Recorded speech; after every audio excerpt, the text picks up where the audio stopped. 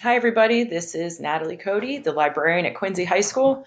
Today I'm going to show you how to access the Gale databases for high schoolers.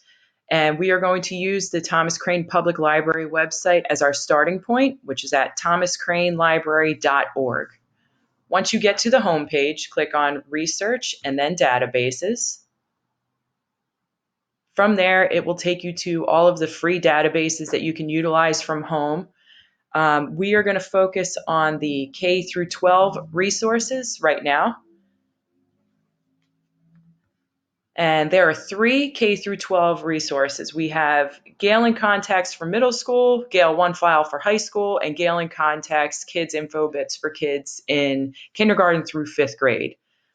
Today we're going to focus on high school.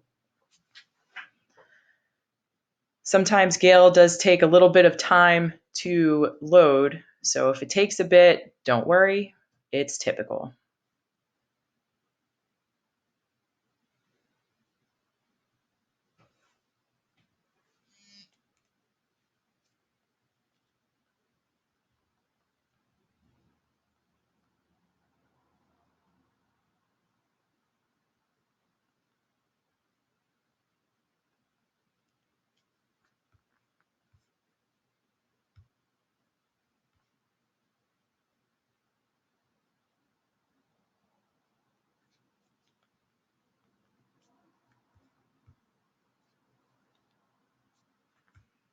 All right, we are finally here. So type in any search that you want.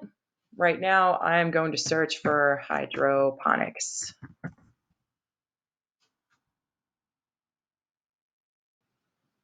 It works just like a Google search bar. You'll get suggestions for other terms that you might want to use. Right now, this search brings us to 293 magazine articles, 215 academic journals, 9 books, so on and so forth.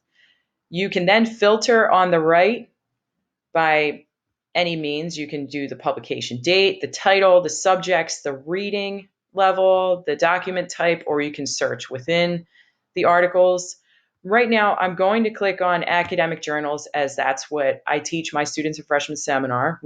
Whenever we do research, we make sure that we use academic journals and also peer-reviewed journals as well. If you want to have your documents contain images, feel free to click that as well. So in looking at what we have, since we didn't filter by year, we have every single one of them. And it starts off with the first one from 1998. I'm going to click on the second one because it's a little bit newer, March of 2009.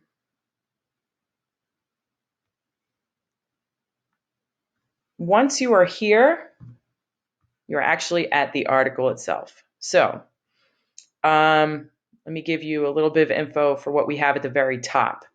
Since I am signed into my Google account, it shows that I'm signed in. If not, it will have you sign in if you want to send this to Drive or anywhere else. You can also translate this. You can send it to your Google Classroom. You can also sign in with Microsoft. From here, you can click on, if you decide that you like the article and you want to cite it, simply click on Cite, and it will give you the updated citation styles, whether it be MLA, APA, or Chicago. You can also export from here as well. You can send the article a bunch of different ways. You've got Google Drive, you've got OneDrive, and then you can just email it. Make sure you're signed in to Google Drive beforehand. You can download it to your computer. You can print this. You can also grab a link to the actual article instead of just the website. So say you didn't want to have to download anything, just grab the link, copy and paste it to whatever you have. Okay? So from here, you have the authors, you have the journal, you have the date.